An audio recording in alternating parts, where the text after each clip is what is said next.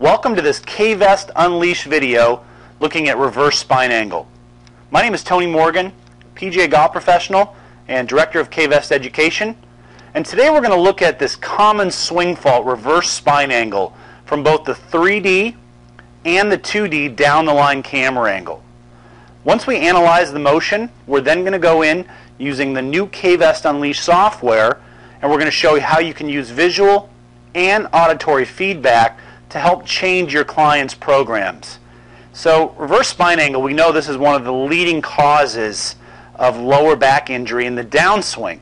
So while reverse spine angle is really a top of swing move where the upper body goes into a severe extension back towards the target, it's really the next move on the downswing where a lot of players get injuries in L4, L5 in the lower back. So really stabilizing the upper body has proven to be a very efficient way to make sure a player's rotating, so they're, one, not losing energy going into the arms and golf club, but number two, they're not putting that stress on the joints in the low back.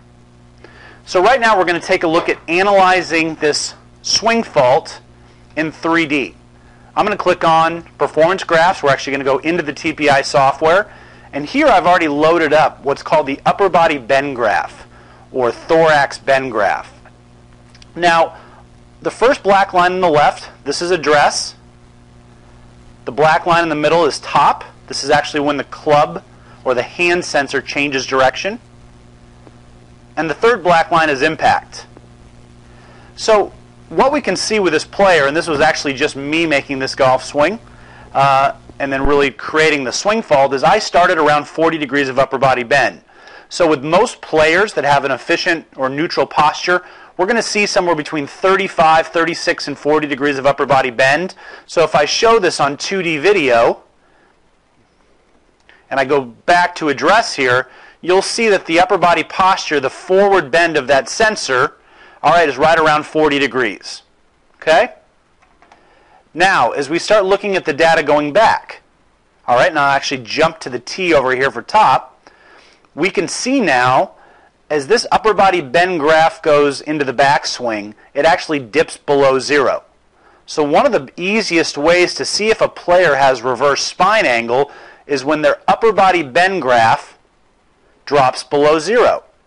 And one of the simplest ways you can imagine this in your mind is if you were to stand up right now and just put a finger out in front of your sternum, directly in front of you, parallel to the ground, and you were to bend forward into your golf posture and keep that finger there and then swing back to the top. When your finger gets below or above the horizon, below the horizon's positive, above the horizon's negative. So very simply, a reverse spine angle is when that finger gets above the horizon and now they're really starting to go into extension with that upper spine. In this golf swing, we can actually see here the player went into minus 12.4 degrees of thorax bend at the top. This is a pretty significant reverse spine angle. All right? Looking at that on 2D video, we can see as the player swings back to the top, what sometimes looks like a pretty good position in video, once again, that camera's not rotating with a swing, so it's challenging to see how much that upper spine's actually gone into extension. All right? So one of the reasons it's really beneficial to have 3D is sometimes things can look decent in 2D, but there can actually be major issues if we're looking at what's actually happened to the spine itself. Now, once we see a player has a reverse spine angle, and let's just say we really want to go in and give them some feedback on that directly. Well, very simple now with the new Unleashed software. We can simply go home, just like your cell phone. You go back to your home page, and we're going to go into our Biofeedback Manager. I've already started a program here called Upper Body Training. And now what I'm going to do is over on the left here, I've got all these different categories.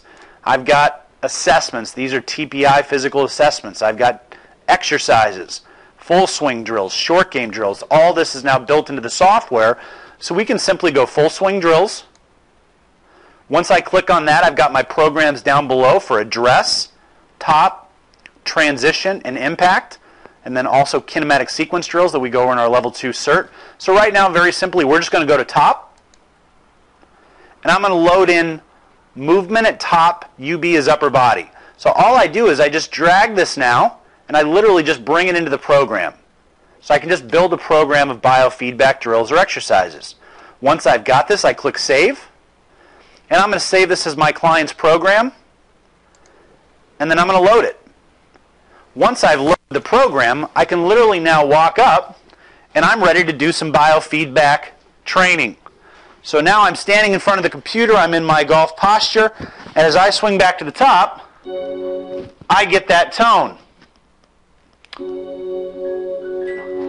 If I were to go into reverse spine angle, which you can now see is that upper body bend going negative, I lose the tone. So very simple now to have a player set up at address, have them swing back to the top, and really make sure that they're getting really good biofeedback with that upper body.